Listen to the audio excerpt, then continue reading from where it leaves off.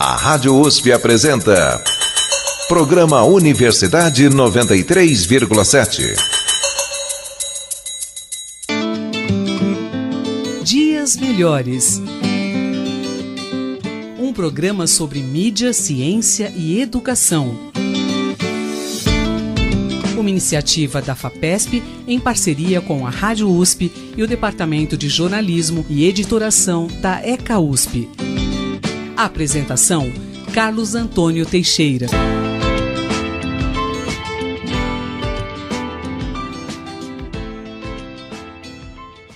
Olá, amigos da Rádio USP, eu sou Carlos Teixeira. Estamos iniciando mais um programa Dias Melhores. Dias Melhores consiste numa série de programas de divulgação dos Centros de Pesquisa, Inovação e Difusão CEPIDs, onde pesquisadores dialogam com estudantes do ensino médio de escolas públicas. Trata-se de uma proposta de divulgação científica, ao mesmo tempo que objetiva promover o interesse de estudantes pelas carreiras científicas. Hoje conversaremos com o pesquisador, biólogo, Dr. Bruno Schulze, do Centro de Pesquisa em Processos Redox em Biomedicina, Redoxoma. Contamos também com a presença dos alunos da Escola Estadual Alberto Torres.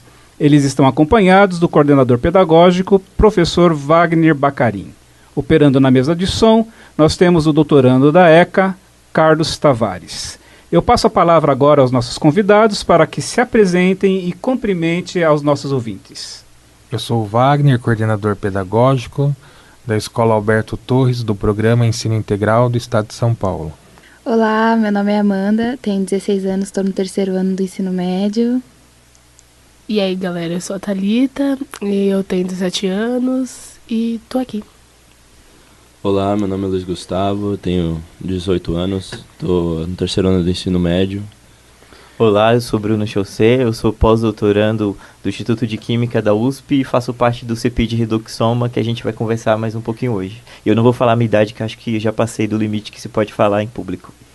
Muito bem, não tem problema, não? O Dr. Bruno é bem jovem, deve estar na faixa dos 30 anos. Nós vamos começar a nossa roda de conversa com uma pergunta que eu dirijo a você, pesquisador Bruno Schulze.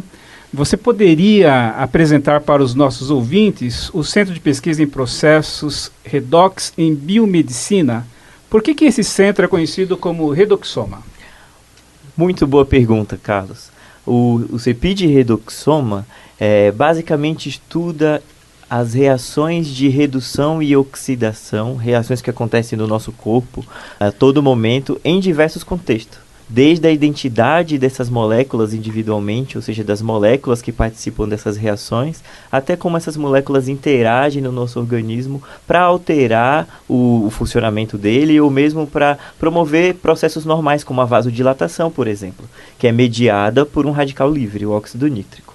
E o nome Redoxoma é uma espécie de trocadilho interessante, porque eu acho que todo mundo já ouviu falar em projeto Genoma, que seria o sequenciamento de todos os genes de uma espécie. Ou alguém já ouviu falar de proteoma, que é o conjunto de todas as proteínas de um certo organismo ou de uma certa célula. O Redoxoma pretende mostrar que nós abordamos diversas perspectivas de processos redox. Desde como essas reações funcionam por si mesmo, quais tipos de moléculas participam, até como essas moléculas e reações interagem dentro de organismos, promovendo processos como o nosso metabolismo ou até induzindo doenças, por exemplo. Nós vamos abrir agora a nossa roda de conversa para os alunos da Escola Estadual Alberto Torres. Quem que começa perguntando? Eu, Amanda. Qual é o seu objetivo no projeto? Ou seja, onde quer chegar? Ou o céu é o limite? Muito boa pergunta, Amanda. Realmente nós temos diversos limites e o céu não é o limite. Mas a gente busca sempre entender esses processos redox da forma mais profunda possível. Eu vou dar um exemplo agora do meu projeto atual, para a gente entender um pouco como essas espécies reativas, os radicais livres, esses processos redox são fundamentais para manter nosso corpo no estado ideal, no estado de equilíbrio. Eu estudo células do sistema imunológico que podem ser ativadas ou que têm em sua ativação a participação de uma forma muito importante de moléculas reativas. Então, radicais livres fazem parte de uma espécie de sinalização, de uma espécie de comando que vão fazer com que essas células se tornem células inflamatórias. Inflamação acho que é o nome mais comum, que todo mundo sabe o que é. E esse é um dos exemplos de como esses as moléculas, os oxidantes, as moléculas reativas, participam do controle de células e de sistemas dentro do nosso organismo. A gente investiga todos esses processos em diversas esferas, desde como essas moléculas são, o que elas fazem, ou como elas reagem com as moléculas ao seu redor, e até mesmo quais são as grandes mudanças promovidas no corpo após a ativação da produção dessas moléculas. Muito bem, vamos continuar agora a nossa roda de conversa com mais uma pergunta feita por um dos alunos da Escola Estadual Alberto Torres. Vamos continuar a nossa conversa com o Gustavo agora, hein, Gustavo? Qual é a sua pergunta? Bom, assim, como você estuda esses projetos? Você colhe o material de animais, de humanos, ou cultiva em tubos de ensaio? Isso é muito legal. Uma coisa muito importante quando a gente fala de projetos, de experimentos científicos, é o modelo que você estuda. E dependendo da sua pergunta, a gente possui diversos tipos de modelo, que vão até tubos de ensaio onde ocorrem apenas reações químicas específicas, de células isoladas, onde a gente entende essas reações dentro de um componente biológico, ou de organismos inteiros, onde a gente entende como esses radicais livres e essas moléculas reativas podem modificar ou modular a função desses organismos. Então, os diversos laboratórios do nosso CEPID possuem diferentes infraestruturas para trabalhar com esses diferentes modelos. Eu, por exemplo, hoje em dia, eu trabalho com uma célula que eu consigo cultivar no laboratório.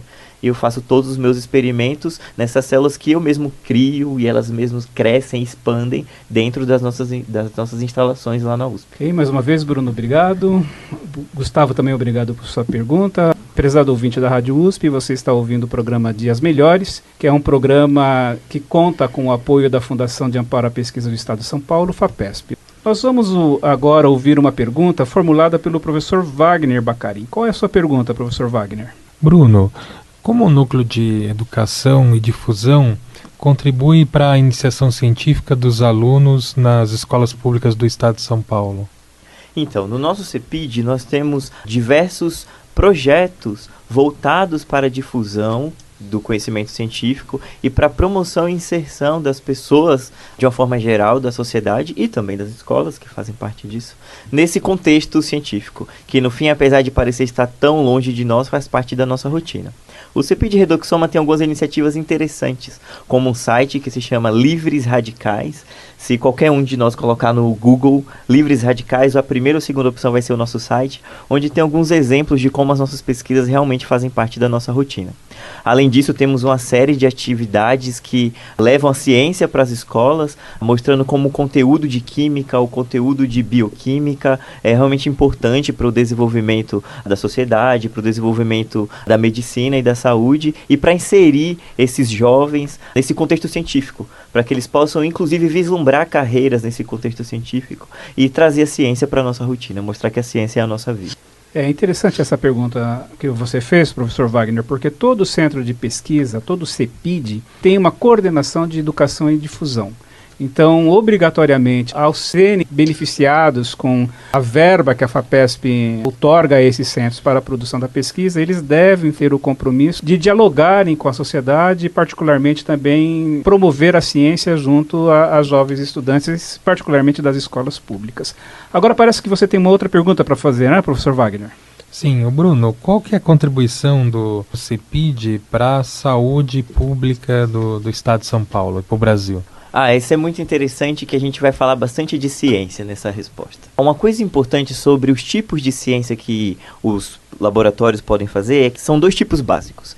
Uma ciência básica, onde a gente estuda os mecanismos que promovem os diversos processos que controlam a função do nosso corpo e, consequentemente, a saúde. E uma ciência aplicada, que se preocupa em desenvolver intervenções que possam modificar uma situação como uma doença ou uma tecnologia para criar carros, por exemplo.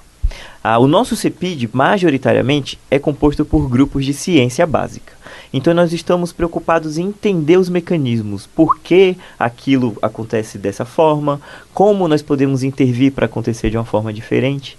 E esse conjunto de dados vão servir de suporte para que cientistas aplicados desenvolvam métodos intervencionistas. Então, remédios que possam melhorar certa condição de saúde, um novo tipo de combustível que vai melhorar a eficiência dos carros dessa forma. E esse sinergismo é importante para que tanto o conhecimento se aprofunde e as iniciativas sejam mais robustas, quanto se tenha segurança quando a gente vai fazer uma certa intervenção, mostrando que a ciência, independente do tipo de ciência que se faz, ela é importante e a comunicação entre elas também.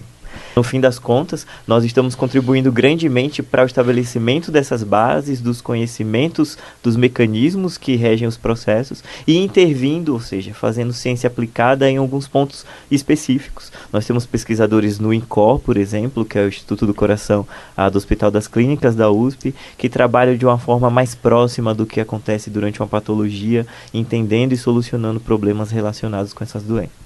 Ok, Bruno, obrigado pela resposta. Professor Wagner também, obrigado pela pergunta. Um dos propósitos também do nosso programa Dias Melhores é de fazer uma aproximação entre o pesquisador e o cientista e a realidade, né, dos nossos alunos, a nossa realidade mais comum. Muitas vezes, quando se pensa que é um cientista, as pessoas têm uma percepção de um camarada fora da realidade, de óculos, cabelos desarrumados. Esse não é o perfil aqui do jovem Bruno que está conosco hoje. Mas eu tenho uma pergunta para fazer para você, Bruno, que é o seguinte: cientista ouve música? O tempo inteiro. Eu só faço experimento ouvindo música, inclusive a minha chefe às vezes até pergunta como eu consigo, mas eu só escrevo ouvindo música, e com letra. Então a gente ouve música o tempo inteiro, na verdade. Eu vou fazer uma contestação aqui, porque nós já recebemos uma outra pesquisadora que ela disse que gosta muito de música, mas ela só não consegue ouvir música quando ela está na sua bancada fazendo a sua pesquisa. Então cada cientista, veja só que coisa interessante, né? Tem a sua característica pessoal. O Bruno consegue trabalhar ouvindo música. Essa outra cientista não ouve enquanto ela está na bancada. Eu não só ouço enquanto estou na bancada, como canto junto. Talvez não seja tão bom para quem está perto, mas me ajuda bastante a me concentrar. Bruno, como é que foi a sua trajetória de vida até você chegar a ser um pesquisador pós-doutor do Redoxoma? Pergunta bem interessante, né? A gente costuma dizer que na ciência não tem um perfil exato. E o Redoxoma é um exemplo disso, é composto por profissionais de diversas áreas com diversas trajetórias. Mas, particularmente, eu sempre fui interessado por genética. Eu comecei a me entender por gente junto com o desenvolvimento dos projetos genomas e passava muito na TV. E eu achava que eu ia ser geneticista. Quando foi a hora de escolher a profissão, para mim parecia muito lógico que um biólogo fosse geneticista e eu prestei vestibular para biologia. Uma vez dentro do curso, eu conheci um mundo gigantesco, que é o mundo dos seres vivos, e acabei me apaixonando por uma outra área da biologia molecular, que é a bioquímica. Isso acabou me trazendo aqui para o IQ da USP, Instituto de Química da USP, onde eu fiz o meu doutorado em bioquímica e biologia molecular. O laboratório, supervisionado, coordenado pela professora Alicia Kowaltowski, onde eu fiz o meu doutorado, é um dos membros do CEPID Redoxoma e estuda esses processos redox num contexto um pouco mais complexo, que é dentro dos organismos. Então, a maioria do grupo trabalha com envelhecimento ou com algumas intervenções dietéticas específicas e estudam como reações de oxidação e redução podem alterar ou serem alteradas de acordo com o nosso padrão alimentar. Então, acabei me inserindo nesse grupo, onde eu descobri mais um mundo novo, o mundo dos sistemas redox, onde a gente aprende um pouco mais de química, de física, de educação e também de biologia, que é a minha formação original. E esse seu sobrenome, de onde vem? Apesar da minha cara de baiano que vocês não estão vendo aí em casa, meu sobrenome é francês. Meu bisavô era francês, mas eu só herdei o sobrenome. E você é de onde? Eu sou baiano, morei na Paraíba, morei em Portugal, moro em São Paulo e do mundo, em resumo.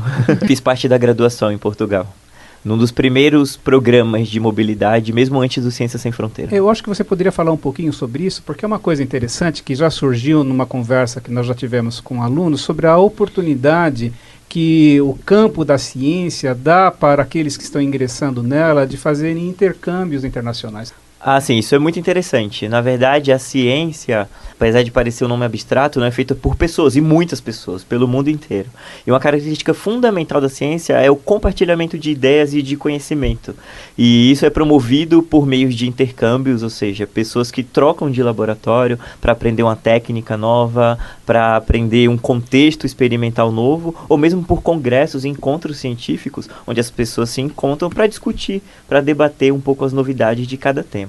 Nesse contexto, pessoas que ingressam na ciência em qualquer nível, desde o começo da graduação até já professores com mais tempo de carreira, têm a oportunidade de permanecer algum tempo no exterior ou ir para eventos no exterior, ou mesmo no Brasil, que permitem E uma outra coisa também que eu queria perguntar para você é o seguinte, surgiu uma pergunta quando nós estivemos fazendo essa intervenção, os CEPIDs estão indo às escolas, dando uma palestra para os alunos, e depois a gente traz os alunos acompanhados de um professor aqui para o estúdio para fazermos a gravação de um programa, esse programa para a Rádio USP. Me lembro que um dos alunos fez uma pergunta relacionada sobre, bom, eu vou trabalhar com ciência, como é que eu vou viver? Como é que vai ser os meus ganhos? Acho que você poderia falar um pouco sobre isso também. Interessante. A carreira científica adiciona um período de formação ao que todo mundo acha que é o final, que seria a graduação. Então, depois da graduação, a gente costuma estudar um pouco mais para poder trabalhar com ciência de uma forma mais precisa. E o interessante é que, mesmo sendo estudantes, principalmente no Brasil, a gente é remunerado para fazer esses novos períodos de especialização, vamos assim dizer. Então, durante um mestrado, durante o doutorado, nós recebemos bolsas e auxílios que podem ter origem estadual, como fornecido pela FAPESP, e também de agências federais, como o CNPq e a CAPES. A minha posição atual, eu estou fazendo um pós-doutorado, que não é um período de formação, eu estou executando um projeto como um doutor em um determinado tema, também é financiado por essas agências. E a gente, sim, tem diversos subsídios, tanto para sobreviver, quanto para fazer os nossos projetos. No estado de São Paulo é muito importante, há um patrimônio que nós temos, que é a FAPESP, do que mais do que uma agência de financiamento, é uma política de Estado pró-ciência. E a FAPESP realmente tem suportado e incentivado a ciência no estado de São Paulo em todas as suas esferas, desde os montantes destinados à execução dos projetos e também como pagamento de salários para alunos, pós-docs, algumas posições técnicas específicas, inclusive jornalistas e pedagogos especializados na divulgação desses centros e dos projetos da FAPESP. Vamos continuar aqui com a nossa roda de conversa, passando mais uma vez a pergunta para os alunos da Escola Estadual Alberto Torres. Quem vai fazer a pergunta agora? Fala o seu nome e a sua pergunta. Amanda, eu vou te perguntar agora. Na sua trajetória, as dificuldades enfrentadas influenciou assim, na escolha do seu PV, do seu projeto de vida, nas suas realizações que você já alcançou e ainda quer alcançar? E aí? Que legal, Amanda. Bem filosófica a sua pergunta, né? Na verdade, a gente sempre tem sonhos e expectativas de vida, mas isso sempre é muito modulado de acordo com as oportunidades e com o contexto que você vive na hora de fazer decisões. Voltando um pouco para a ciência, realmente não é uma carreira muito linear. A gente tem alguns altos e baixos, mas existem algumas coisas importantes. Para ser um bom cientista, a gente realmente deve ter muita dedicação. A gente tem que ler bastante, estar sempre se atualizando, e isso faz com que a gente tenha que abandonar um hábito ou outro e dar uma modulada na nossa rotina. Talvez seja um pouco difícil no começo, mas com a maturidade e com o passar das etapas, a gente vai inserindo a nossa vida como um todo na vida de cientista. Mas, na verdade, o mais legal da carreira científica, da trajetória científica, é que ela não é linear, não existe um script, não existe um roteiro. E a gente pode experimentar diversas experiências que vão fazer a gente amadurecer e crescer como cientista e como indivíduo.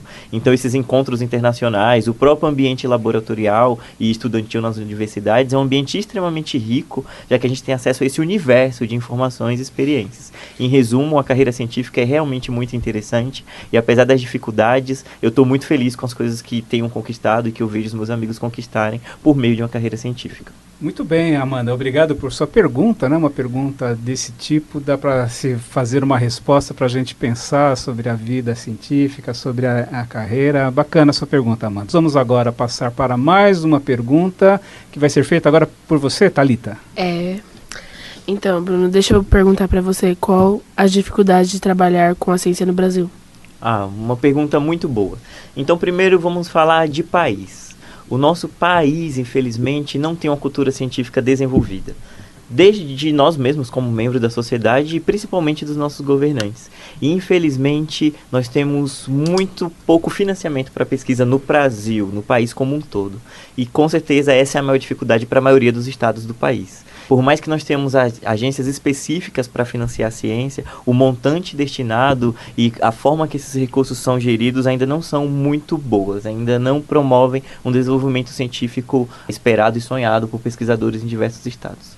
No estado de São Paulo, a gente tem uma peculiaridade. A nossa agência estadual de fomento à pesquisa, a FAPESP, acho que vem desde a década de 70, ou é finalzinho de 60, como uma política de Estado. Então, na verdade, o dinheiro da FAPESP é vinculado aos nossos impostos. Então, não está sujeito a modificações na visão de um governo ou de outro. Então, o que fez com que a FAPESP fosse extremamente sólida e robusta e pudesse financiar a pesquisa de uma forma mais eficiente.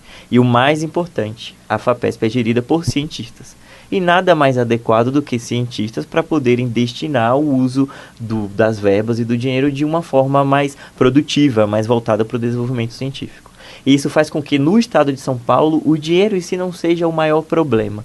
Então hoje nós temos bons laboratórios, equipamentos de ponta, e eu acredito que a nossa maior dificuldade é uma logística atrelada à ciência. O Brasil não é um país científico, então a gente ainda não tem indústrias que vendam os consumíveis, os materiais que a gente usa no nosso laboratório, por exemplo. Então a gente ainda tem que importar bastante material da Europa e dos Estados Unidos, isso demora tempo, então você tem uma ideia hoje, você consegue fazer o experimento daqui a 6 meses.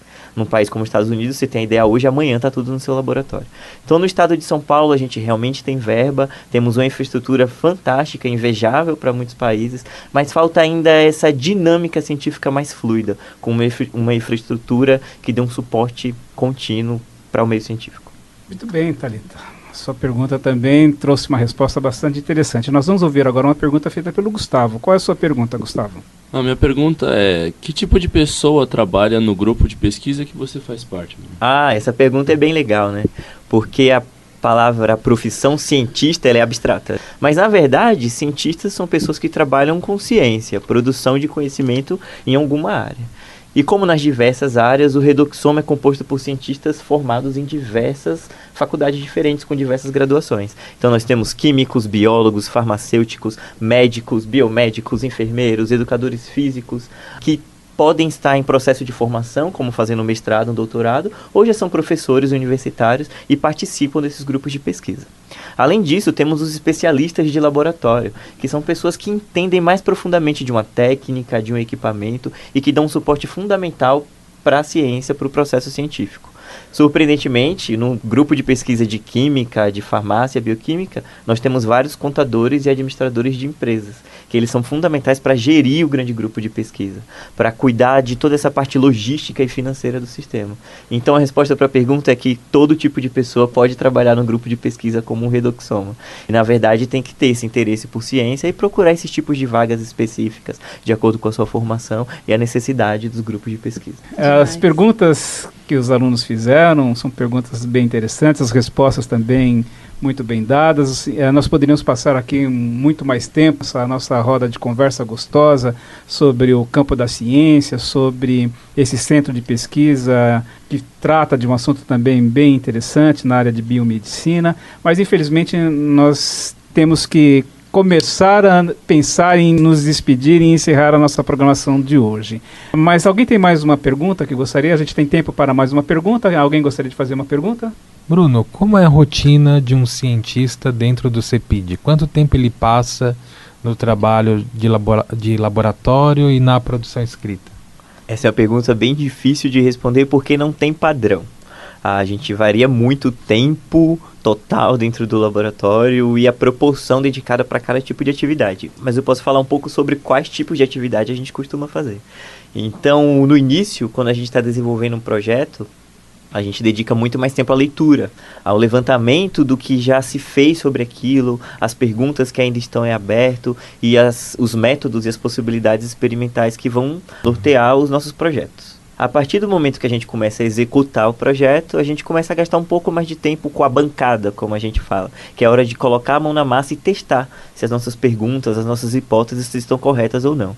No fim das contas, a gente acaba fazendo tudo ao mesmo tempo. Então a gente tem que continuar fazendo experimento e ao mesmo tempo se atualizando para manter as nossas perguntas novas, manter as nossas abordagens experimentais atualizadas e também para sempre acrescentar na compreensão do que a gente faz e do que significa os nossos projetos e como eles podem contribuir para o conhecimento como um todo. tem diversas outras atividades associadas, cientistas também se divertem, a gente tem momentos de descontração, do cafezinho, na verdade a droga lícita do cientista é o café, a gente costuma tomar bastante café, e aproveitando esses momentos sempre para ter trocas humanísticas também, então é um ambiente muito propício para o desenvolvimento humanístico como um todo, então a gente aprende as nossas tarefas específicas, a teoria por trás das coisas que a gente estuda, e também tem muita troca com os nossos colegas de laboratório, de departamento, de universidade, ou mesmo pessoas como vocês hoje aqui que estão acrescentando bastante a nossa perspectiva do que é a nossa profissão e do que é o nosso tipo de atividade. Eu acho que é muito importante essa última colocação que você faz, dessa interface do pesquisador com a sociedade. Então, é importante que do seu campo de conhecimento, alguma coisa seja compartilhado com a sociedade, numa linguagem que a sociedade possa vir a entender. Então, obrigado, professor Wagner, por sua pergunta, Bruno, por sua resposta. E eu vou fazer agora a última pergunta do nosso programa, para você, Bruno. O nosso programa chama-se Dias Melhores, e a pergunta é a seguinte: como, Bruno, as pesquisas que são desenvolvidas no Centro de Pesquisa em Processos Redox em Biomedicina, Redoxoma, contribuem para tornar os nossos dias melhores? Muito interessante a sua pergunta, Carlos. E eu acho que a ciência como um todo, ela é fundamental para que os nossos dias sejam melhores. E apoiar iniciativas científicas, entender como elas acontecem e como elas contribuem é extremamente importante para que a gente possa desenvolver o nosso país, desenvolver a nossa sociedade. O nosso CEPID é um CEPID que está diretamente relacionado com ciências biomédicas, então acho que é uma contribuição importante das nossas pesquisas, dos nossos encontros, é melhorar a saúde da nossa população, melhorar a saúde dos seres humanos por meio das nossas pesquisas básicas, que geram as bases para o desenvolvimento de tratamentos e, de uma forma geral, contribuir para o desenvolvimento de estratégias e iniciativas que melhorem os contextos de saúde das sociedades. Além disso, outra coisa extremamente importante que centros como o CEPID e Redoxoma contribuem com o desenvolvimento de novas tecnologias. Então, se hoje a gente tem celulares muito modernos, se a gente tem alimentos cada vez mais que envolvem uma tecnologia diversa de produção, se nós temos uma série de recursos novos que facilitam o nosso dia a dia, é porque centros de pesquisas como o Redoxoma trabalham desenvolvendo essas tecnologias. Então, nós ajudamos a nossa sociedade por medidas que melhoram a saúde, nós ajudamos desenvolvendo novas tecnologias e o principal, fazendo com que as pessoas tenham acesso à educação de qualidade. Então, todas as iniciativas, todos os experimentos só vão realmente fazer sentido quando eles transformam a vida das pessoas, transformam a visão das pessoas sobre o que nós somos, sobre o que as coisas realmente significam. E a educação é um centro importante, é um objetivo importante do CEPID Redoxoma para realmente levar para as pessoas informações sobre processos que parecem tão distantes e no fim fazem parte da nossa rotina. Ok, Bruno, muito obrigado por sua resposta. Amigo ouvinte da Rádio USP, nós estamos nos despedindo. No programa Dias Melhores de hoje, nós contamos com a presença do biólogo pesquisador Bruno Chossi, representando o Centro de Pesquisa em Processos Redox em Biomedicina, Redoxoma. Participaram também os alunos da Escola Estadual Alberto Torres, Amanda, Thalita, Gustavo. Eles vieram acompanhados pelo coordenador pedagógico, o professor Wagner Bacarin. Agradeço muito a presença de vocês, as perguntas que vocês fizeram, enriqueceram muito a nossa programação de hoje. Nós agradecemos também ao doutorando da ECA, Carlos Tavares, que está ali trabalhando na mesa de som. Para terminar, nós vamos deixar com o pesquisador Bruno as palavras finais do nosso programa. Muito obrigado, queria primeiramente agradecer essa oportunidade, é realmente bom falar de ciência de uma forma assim tão descontraída e com perguntas tão originais e interessantes como tivemos hoje, e na verdade eu queria fazer um convite a todos os ouvintes, às pessoas presentes aqui no estúdio, a participar da ciência com a gente.